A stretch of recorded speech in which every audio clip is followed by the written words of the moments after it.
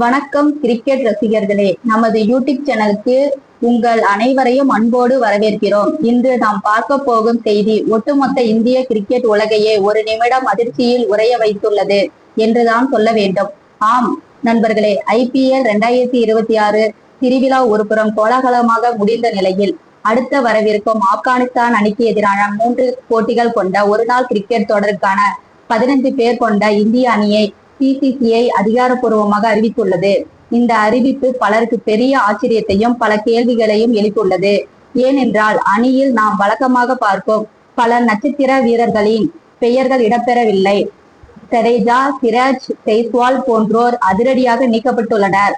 மறுபுறம் 3 புதிய முகங்களுக்கு முதன்முறையாக இந்திய அணியில் வாய்ப்பு வழங்கப்பட்டுள்ளது. அது மட்டுமில்லாமல் கேப்டன்சியிலும் ஒரு பெரிய மாற்றம். வாருங்கள், இந்த அறிவிப்பிற்கு பின்னால் இருக்கும் BCCIயின் மெகா பிளான் என்ன? 2027 உலகக்கோப்பிற்கான திட்டம் இப்போதே தொடங்கிவிட்டதா? நீக்கப்பட்ட வீரர்களின் எதிர்காலம் என்ன? புதிதாக அணியில் இணைந்துள்ள அந்த 3 துடிப்பான இளைஞர்கள் யார் என அனைத்தையும் இந்த வீடியோவில் மிக விரிவாக அக்குவேறு ஆணிவேராக அலசி ஆராய போகிறோம். வீடியோவை எங்கும் ஸ்கிப் செய்யாமல் இறுதி வரை முழுமையாக பாருங்கள். முதலில் இந்த தொடருக்கான இந்திய அணியின் கேப்டனாக இளம் வீரர் சுமன் கில் நியமிக்கப்பட்டுள்ளார் என்ற செய்தியில் இருந்தே ஆரம்பிக்கலாம். இந்திய அணியின் எதிர்கால கேப்டன் கில் தான் என்பதை BCCI மீண்டும் ஒரு முறை ஆணித்தரமாக நிரூபித்துள்ளது. ரோஹித் சர்மா அணியில் இருந்த போதிலும் கில்லுக்கு கேப்டன் பொறுப்பு வழங்கப்பட்டிருப்பது சாதாரணமான விஷயம் அல்ல. இது ஒரு மிகப்பெரிய டிரான்சிஷன் காலகட்டத்தின் ஆரம்பம். ரோஹித் சர்மா மற்றும் விராட் கோலி போன்ற சீனியர் வீரர்கள் அணியில் இருந்தாலும் அவர்களை ஒரு வழிகாட்டியாக மட்டுமே இப்பொழுது BCCI பார்த்து தொடங்கியுள்ளது. கில்லின் தலைமையில் இளம் இந்திய அணி எப்படி செயல்பட போகிறது என்பது மிகப்பெரிய எதிர்பார்ப்பை ஏற்படுத்தியுள்ளது. துணை கேப்டன் ஸ்ரேயாஸ் ஐயர் நியமிக்கப்பட்டுள்ளார். மிடில் ஆர்டரில் ஸ்ரேயாஸ் ஐயரின் அனுபவமும் கில்லின் இளமை துடிப்பும் இணைந்து இந்திய அணியை எப்படி வழிநடத்தப் போகிறது என்பதை பார்க்க நாம் அனைவரும் ஆவலாக உள்ளோம். இப்பொழுது அணியில் இருந்து அதிரடியாக நீக்கப்பட்டவர்களை பற்றி பார்ப்போம். இதில் முதல் மற்றும் மிகப்பெரிய பெயர் wicket keeper batsman Rishabh Pant. கடந்த சில வருடங்களாக இந்திய அணியின் தவிர்க்க முடியாத வீரராக இருந்த ரிஷப் பண்ட் அதிரடியாக கலட்டிவிடப்பட்டுள்ளார். இதற்கு பல காரணங்கள் சொல்லப்படுகின்றன. அவரது சமீபத்திய ஃபார்ம் மற்றும் பிட்னஸ் ஒரு மிகப்பெரிய காரணமாக இருக்கலாம். மேலும் இஷான் கிஷன் மீண்டும் அணிக்கு திரும்பியுள்ளார் என்பது ரிஷப் பண்டுக்கு ஒரு மிகப்பெரிய சவாலாக உருவெடுத்துள்ளது. கடந்த சில மாதங்களாகவே BCCI உடன் சில கருத்து வேறுபாடுகள் காரணமாக அணியில் இருந்து ஒதுங்கியிருந்த இஷான் கிஷன் இப்பொழுது மீண்டும் தனது முழு திறமையும் நிரூபிக்க வேண்டிய கட்டாயத்தில் இந்த ஆப்கானிஸ்தான் தொடரில் களமிறங்கியிருக்கிறார். இஷான் கிஷனின் அதிரடியான தொடக்கம் மற்றும் விக்கெட் கீப்பிங் திறமை இந்திய அணிக்கு ஒரு புதிய புத்துணர்ச்சியை கொடுக்கும் என தேர்வு குழு நம்புகிறது. ரிஷப் பண்ட் இனி மீண்டும் இந்திய அணிக்குள் நுழைய வேண்டும் என்றால் உள்ளூர் போட்டிகளில் விளையாடி தமது ஃபார்மை நிரூபித்தாக வேண்டும் என்ற கடுமையான மெசேஜை BCCI தரப்பில் இருந்து சொல்லப்பட்டுள்ளது. அடுத்த அதிர்ச்சி, சர் ஜடேஜா என்று ரசிகர்களால் அன்போடு அழைக்கப்படும் ரவீந்திர ஜடேஜாவின் நீக்கம். ஜடேஜாவுக்கு ஓய்வு அளிக்கப்பட்டுள்ளது என்று அதிகாரப்பூர்வமாக சொல்லப்பட்டாலும் 2027 உலகக்கோப்பையை கருத்தில் கொண்டு பார்க்கும்போது 37 வயதை நெருங்கும் ஜடேஜாவின் ஒருநாள் கிரிக்கெட் எதிர்காலம் கேள்விக்குறியாகி உள்ளதோ என்ற சந்தேகம் எழுகிறது. அவருக்கு பதிலாக வாஷிங்டன் சுந்தர் மற்றும் குல்தீப் யாதவ் போன்ற ஸ்பின்னர்கள் அணியில் நிரந்தர இடத்தை பிடிக்க கடுமையாக போராடி வருகிறார்கள். குறிப்பாக வாஷிங்டன் சுந்தரின் பேட்டிங் மற்றும் பவர் பிளே ஆஃப் பவுலிங் இந்திய அணிக்கு மிகப்பெரிய பிளஸ் பாயிண்டாக அமைந்துள்ளது. எனவே ஜடேஜாவின் இந்த ஓய்வு நிரந்தர ஓய்வாக மாறிவிடுமோ என்ற அச்சம் அவரது ரசிகர்களிடையே நிலவுகிறது. அடுத்ததாக வேகப்பந்து வீச்சாளர் முகமது சிராஜ். கடந்த உலகக்கோப்பையில் பட்டையை கிளப்பிய சிராஜ் சமீப காலமாக ஃபார்ம் அவுட்டில் தவித்து வருகிறார். அவரது பந்து வீச்சில் அந்த பழைய மேஜிக் மிஸ் ஆவதை நம்மால் பார்க்க முடிகிறது. அதிக ரன்களை வாரி வழங்குவதும் விக்கெட் எடுக்க திணறுவதும் அவரது நீக்கத்திற்கு காரணமாக அமைந்துள்ளது. அவருக்கு பதிலாக புதிய வேகப்பந்து வீச்சாளர்களை சோதித்து பார்க்க BCCI முடிவு செய்துள்ளது. அதே போல் இளம் சென்சேஷன் யசஸ்வி ஜெய்ஸ்வாலும் ஒரு நாள் அணியிலிருந்து கலட்டிவிடப்பட்டுள்ளது பலருக்கும் ஆச்சரியமாக இருக்கலாம். டெஸ்ட் மற்றும் T20யில் கலக்கும் ஜெய்ஸ்வாலுக்கு ஒரு நாள் அணியில் தற்போது ஓபனிங் ஸ்லாட் காலியாக இல்லாத காரணத்தால் வாய்ப்பு மறுக்கப்பட்டிருக்கலாம். ரோஹித் மற்றும் கில் இருவருமே ஓபனர்களாக களமிறங்க உள்ளதால் ஜெய்ஸ்வாலுக்கு மாற்றுமிட இடம் இல்லை. எனவே அவருக்கு ஓய்வு அளிக்கப்பட்டிருக்கலாம் என கிரிக்கெட் விமர்சகர்கள் கருதுகின்றனர். இந்தியாவின் நம்பர் 1 வேகப்பந்து வீச்சாளர் ஜஸ்பிரீத் பும்ராவுக்கு பணிச்சுமை காரணமாக இந்த தொடரில் இருந்து முழுமையாக ஓய்வு அளிக்கப்பட்டுள்ளது. தொடர்ச்சியாக கிரிக்கெட் விளையாடி வரும் பும்ராவை பாதுகாப்பது பிசிசியின் மிக முக்கிய கடமையாகும். ஹர்திக் பாண்டியா அணியில் இருந்தாலும் அவரது உடல் தகுதியை பொறுத்தே அவர் பிளேயிங் 11-இல் இடம்பெறுவது உறுதி செய்யப்படும் என பிசிசிஐ செயலாளர் தேவசித் சைக்கியா வெளிப்படையாக தெரிவித்துள்ளார். இது ஹர்திக் பாண்டியாவின் பிட்னஸ் குறித்த கேள்விகளை மீண்டும் கிளப்பியுள்ளது. சரி, இப்பொழுது விஷயத்திற்கு வருவோம். இந்த அணியில் இடம்பெற்றுள்ள அந்த 3 முகங்கள் யார்? ஏன் அவர்களுக்கு இந்த மாபெரும் வாய்ப்பு வழங்கப்பட்டுள்ளது? 2027 உலகக்கோப்பையை மனதில் வைத்து தேர்வுக்குழு எடுத்துள்ள இந்த ரிஸ்க் ஒர்க் அவுட் ஆகுமா? வாருங்கள் இந்த 3 இளைஞர்களை பற்றி விரிவாக அலசுவோம். லக்னோ சூப்பர் ஜெயண்ட்ஸ் அணிக்காக ஐபிஎல் தொடரில் தனது அசுர வேகத்தால் அனைவரையும் மிரட்டிய இள வேகப்பந்து வீச்சாளர் பிரின்ஸ் யாதவ் பல வருடங்களாக இந்திய அணி ஒரு தரமான தொடர்ந்து 145 கிலோமீட்டர் வேகத்தில் வீசக்கூடிய ஒரு பவுலரை தேடி வருகிறது. அந்த தேடுதலுக்கு பதிலாக பிரின்ஸ் யாதவ் உருவெடுத்துள்ளார்.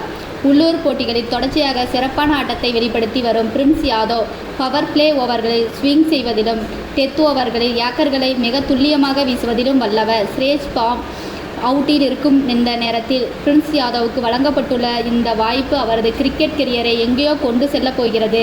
அவர் மட்டும் இந்த தொடரில் ஒரு 5 விக்கெட் ஆல் எடுத்துவிட்டால் அடுத்த பல வருடங்களுக்கு இந்திய அணியின் வேகப்பந்து வீச்சாளர் கூட்டணியில் அவர் ஒரு நிரந்தர இடத்தை பிடிப்பது உறுதி. இரண்டாவதாக, பஞ்சாப் மாநிலத்தைச் சேர்ந்த மிக உயரமான வேகப்பந்து வீச்சாளர் குர்னூர் பரார். இவரை பற்றி நிறைய பேருக்கு தெரிந்திருக்க வாய்ப்பில்லை. ஆனால் உள்ளூர் கிரிக்கெட்டை தொடர்ந்து ஃபாலோ செய்வருக்கு இவரின் மதிப்பு என்னவென்று தெரியும். 6 அடிக்கு மேல் உயரம் கொண்ட குர்னூர் பரார் பிச்சில் இருந்த எக்ஸ்ட்ரா பவுன்ஸ் எடுப்பதில் கில்லாடி. ஆஸ்திரேலியா, தென்னாப்பிரிக்கா போன்ற வெளிநாடுகளில் நடைபெறும் போட்டிகளில் இது போன்ற பவுலர்கள் தான் நமக்கு தேவை. அதை மனதில் வைத்து தான் பிசிசிஐ இவரை இப்பொழுதே அணியில் இணைத்து தயார்படுத்த தொடங்கியுள்ளது. ஐபிஎல் போட்டிகளிலும் தனது திறமையை காட்டியுள்ள குர்னூர் இந்திய அணிக்காக அறிமுகமாவது பஞ்சாப் கிரிக்கெட் ரசிகருக்கு மிகப்பெரிய கொண்டாட்டத்தை ஏற்படுத்தியுள்ளது. ஹர்தீப் சிங் மற்றும் குர்னூர் பரார் என 2 பஞ்சாப் பவுலர் இணைந்து பந்து வீசுவதை பார்க்க மிக சுவாரஸ்யமாக இருக்கும். மூன்றாவதாக, விதர்பா அணியைச் சேர்ந்த சுழல்பந்து வீச்சு ஆல்ரவுண்டர் ஹர்ஷ் துபே. ரவீந்திர ஜடேஜாவுக்கு பிறகு ஒரு தரமான இடதுகை சுழல்பந்து வீச்சு ஆல்ரவுண்டரை இந்திய அணி தேடி வருகிறது.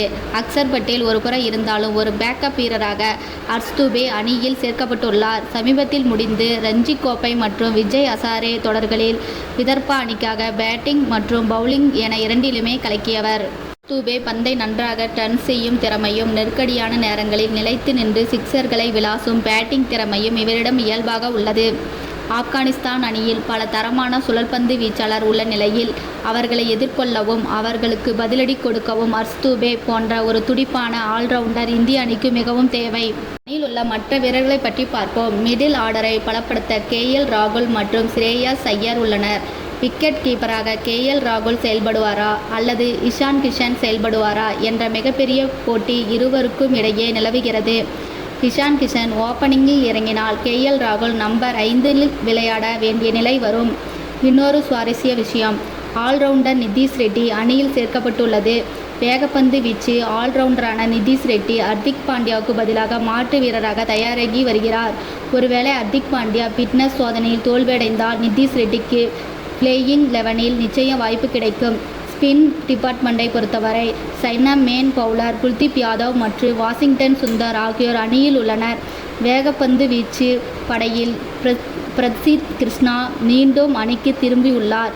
காயத்தால் பல மாதங்கள் அவதிப்பட்டு வந்த பிரித்திஷ் தற்போது முழு உடல் தகுதியுடன் அணிக்கு திரும்பியுள்ளது. பவுலிங் யூனிட்டை மேலும் பலப்படுத்தியுள்ளது. ஹர்ஷீப் சிங் தனது இடது கை பந்து வீச்சால் புதிய பந்தில் விக்கெட்களை வீழ்த்துவாரா என நம்பலாம். சரி, இப்பொழுது இந்த 3 போட்டிகள் கொண்ட ஒருநாள் தொடரின் அட்டவணை மற்றும் மைதானங்களை பற்றி விரிவாக பேசுவோம். முதல் ஒரு நாள் போட்டி வருகின்ற ஜூன் 14ஆம் தேதி இமாச்சல் பிரதேசத்தில் உள்ள அழகிய தர்மசலா மைதானத்தில் நடைபெற உள்ளது. தர்மசலா மைதானம் என்றாலே நமக்கு நினைவுக்கு வருவது பனிமூட்டமான சுழலும் வேகப்பந்து வீச்சுக்கு சாதகமான பிச்சும்தான். இங்கு பந்து நன்றாக ஸ்விங் ஆகும் என்பதால் புதிய பவுலர்களான பிரின்ஸ் யாதவ் மற்றும் குர்னூர் பரார் ஆகியோருக்கு இது ஒரு கனவு மைதானமாக இருக்கும். இரண்டாவது ஒருநாள் போட்டி ஜூன் 17ஆம் தேதி உத்தரப்பிரதேச மாநிலம் லக்னோவில் உள்ள எகானா மைதானத்தில் நடைபெறுகிறது. லக்னோ மைதானம் பொதுவாக சுழல்பந்து வீச்சுக்கு மிகப்பெரிய அளவில் கை கொடுக்கும். இங்கு பந்து நின்று நிதானமாக வரும். எனவே குல்தீப் யாதவ், வாஷிங்டன் சுந்தர் மற்றும் அறிமுக வீரர் ஹர்ஷீப் துபே ஆகியோரின் சுழல் ஜாலம் இங்கே எடுபடும். ஆப்கானிஸ்தான் அணியில் ரஷீத் கான், முஜீப் உர் ரகுமான், நூர் அகமது போன்ற உலகத்தரம் வாய்ந்த ஸ்பின்னர்கள் உள்ளதால் இந்த லக்னோ பிச்சில் இந்திய பேட்ஸ்மேனுக்கு ஒரு மிகப்பெரிய அக்னி பரீட்சை காத்து இருக்கிறது என்றே சொல்லலாம். கில், கோலி, ரோஹித் போன்றவர்கள் ஸ்பின்னர்களை எப்படி எதிர்கொள்கிறார்கள் என்பதை பொறுத்தே போட்டியின் முடிவு அமையும். மூன்றாவது மற்றும் கடைசி ஒருநாள் போட்டி ஜூன் 20ஆம் தேதி நமது தமிழ்நாட்டின் தலைநகரான சென்னையில் உள்ள சேப்பாக்கம் மைதானத்தில் கோலாகலமாக நடைபெற உள்ளது. சேப்பாக்கம் பிட்ச் பற்றி நான் சொல்லி உங்களுக்கு தெரிய வேண்டியதில்லை. முற்றிலும் ஸ்பின்னர்களுக்கான சொர்க்கம். ஜூன் மாதத்தில் சென்னையில் நிலவும் கடும் வெப்பம் மற்றும் ஈரப்பதம் வீரர்களின் உடல் தகுதியை பெரிய அளவில் சோதிக்கும். அனைத்து போட்டிகளும் மதியம் 1:30 மணிக்கு தொடங்க உள்ளதால் வெயிலின் தாக்கம் கடுமையாக இருக்கும். சேப்பாக்கத்தில் டாஸ் வென்று முதலில் பேட்டிங் செய்து ஒரு பெரிய ஸ்கோரை செட் செய்வதுதான் புத்திசாலித்தனம். இரண்டாவது இன்னிங்ஸ் பனிப்பொழிவு பெரிய அளவில் இருக்காது என்பதால் ஸ்பின்னர்களுக்கு ஆதிக்கம் செலுத்துவார்கள். ஆப்கானிஸ்தான் அணிக்கு சேப்பாக்கம் பிட்ச் மிகவும் பரிச்சயமானது என்பதால் இந்திய அணி அவர்களை அத்தனை எளிதாக எடை போட்டு விட முடியாது. தொடர் IPL முடிந்தவுடனே வருவதால் வீரர்களின் மைண்ட் செட் T20யில் இருந்து ஒருநாள் போட்டிக்கு எப்படி மாறுகிறது என்பது மிக முக்கியம். IPL தொடரில் 20 ஓவர் மட்டுமே விளையாடி பழகிய வீரர்கள் இப்பொழுது 50 ஓவர்கள் முழுவதும் பொறுமையாக களத்தில் நிற்க வேண்டும். குறிப்பாக சுமன் கில்லின் கேப்டன்சி எப்படி இருக்க போகிறது? நெருக்கடியான நேரங்களில் அவர் பவுலர்களை எப்படி கையாளப் போகிறார்? சீனியர் வீரர்களான ரோஹித் மற்றும் விராட் கோலியிடம் இருந்து அவர் எப்படி ஆலோசனைகளை பெறப்போகிறார் என்பதை பார்க்க கிரிக்கெட் உலகம் காத்திருக்கிறது. ஆப்கானிஸ்தான் அணியை பொறுத்தவரை அவர்கள் இப்பொழுது கத்துக்குட்டிகள் கிடையாது. கடந்த உலகக்கோப்பையில் இங்கிலாந்து, பாகிஸ்தான், இலங்கை போன்ற பெரிய அணிகளை மண்ணை கவர் செய்த மாபெரும் வீரம் கொண்டவர்கள். இப்ராஹிம் சத்ரான், ரகுமதுல்லா குர்பாஸ் போன்ற ஓப்பனிங் பேட்ஸ்மேன்கள் பயமறியாதவர்கள். இந்திய பவுலர்களை முதல் ஓவரில் இருந்தே அட்டாக் செய்ய அவர்கள் தயங்க மாட்டார்கள். எல்லாத்துக்கும் மேலாக ரஷீத் கான் தலைமையிலான அவர்கள் ஸ்பின் பவுலிங் யூனிட் உலகின் எந்த ஒரு பேட்டிங் ஆர்டரையும் சரித்துவிடும் வல்லமை கொண்டது. எனவே இந்திய அணி எந்த ஒரு கட்டத்திலும் அசட்டையினமாக இருந்துவிடக்கூடாது. இந்திய அணியின் பிளேயிங் 11ஐ எப்படி அமைப்பார்கள் என இப்பொழுது ஒரு கணக்கு போட்டு பார்க்கலாம். ஓப்பனர்களாக கேப்டன் சுமன் கில்லும் கிட்மேன் ரோஹித் சர்மாவும் களமிறங்குவார்கள் என்பது கிட்டத்தட்ட உறுதி. ஓன் டவுன் அதாவது 3வது இடத்தில் வழக்கம் போல கிங் கோலி, விராட் கோலி களமிறங்குவார். 4வது இடத்தில் ஸ்ரேயஸ் ஐயர் விளையாடுவார். 5வது இடத்திற்கு தான் மிகப்பெரிய போட்டி நிலவுகிறது. விக்கெட் கீப்பரான இஷான் கிஷனுக்கு வாய்ப்பு வழங்கப்படுமா அல்லது KL ராகுல் கீப்பிங் மற்றும் பேட்டிங் என இரண்டையும் கவனித்துக் கொள்வாரா என்பது கேள்விக்குறி. ஒருவேளை இஷான் கிஷனுக்கு வாய்ப்பு கிடைத்தால் அவர் 5வது இடத்தில் அதிரடியாக விளையாட வேண்டியிருக்கும். 6வது இடத்தில் ஹர்திக் பாண்டியா இல்லை என்றால் அந்த இடத்தில் வாஷிங்டன் சுந்தர் அல்லது அறிமுக வீரர் நிதிஷ் ரெட்டி களமிறங்கலாம். 7வது இடத்தில் வாஷிங்டன் சுந்தர் அல்லது ஹர்ஷீப் துபே.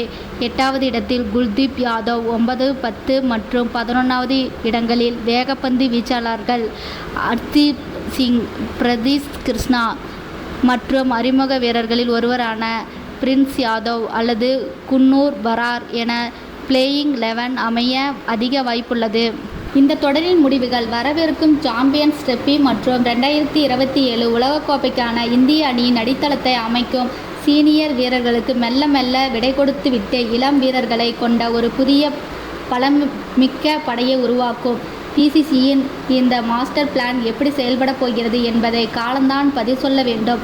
ரிஷப் பண்ட், ஜடேஜா, சிராஜ் போன்ற மேட்ச் வின்னர்கள் மீண்டும் அணிக்கு திரும்புவார்களா அல்லது இதுவே அவர்களின் ஒரு நாள் கெரியரின் முடிவா? இஷான் கிஷனுக்கு கிடைத்துள்ள இந்த பொன்னான வாய்ப்பை அவர் சரியாக பயன்படுத்திக் கொள்வாரா? 3 புதுமுகங்களில் யார் முதலில் இந்திய அணிக்கான தொப்பியை வாங்கப் போகிறார்கள் போன்ற பல கேள்விகளுக்கான விடைகள் இந்த தொடரில் நமக்கு தெரிந்துவிடும். ரசிகர்களே, இந்த இந்திய அணியின் தேர்வு பற்றி நீங்கள் என்ன நினைக்கிறீர்கள்? ரிஷப் பண்ட், ஜடேஜா போன்றோர் நீக்கப்பட்டது சரியான முடிவுதானா? சுமன் கில் கேப்டனாக வெற்றி பெறுவாரா? உங்கள் கருத்துக்களை மறக்காமல் கீழே உள்ள கமெண்ட் பாக்ஸில் எங்களுடன் பகிர்ந்து கொள்ளுங்கள். இந்த விரிவான அனலிசிஸ் உங்களுக்கு பிடித்திருந்தால் வீடியோவை லைக் செய்யுங்கள். உங்கள் நண்பர்களுக்கும் வாட்ஸ்அப், ஃபேஸ்புக்கில் ஷேர் செய்யுங்கள். மேலும் இது போன்ற பல சுவாரஸ்யமான கிரிக்கெட் செய்திகள், பிட்ச் ரிப்போர்ட், பிளேயிங் 11 அப்டேட்ஸ் என அனைத்தையும் உங்களுடன் தெரிந்து கொள்ள நமது சேனலை சப்ஸ்கிரைப் செய்து பக்கத்தில் இருக்கும் பெல் ஐக்கானை கிளிக் செய்து ஆல் என்ற ஆப்ஷனை செலக்ட் செய்து வையுங்கள். உங்களை அடுத்த சுவாரஸ்யமான வீடியோவில் சந்திக்கும் வரை உங்களிடமிருந்து விடைபெறுவது உங்கள் கிரிக்கெட் தொகுப்பாளர். நன்றி, வணக்கம், ஜெய்ஹிந்த்.